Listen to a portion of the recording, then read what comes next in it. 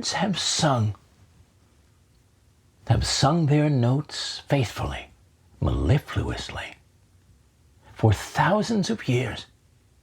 Nightingales to orioles, robins to wrens, into the ears and hearts of ancient Greeks and Mayans, emperors and farmers, explorers and lovers, across a world of forests and fields, marshes, mountains, ocean sides, outbacks, still, wondrously, joyously singing.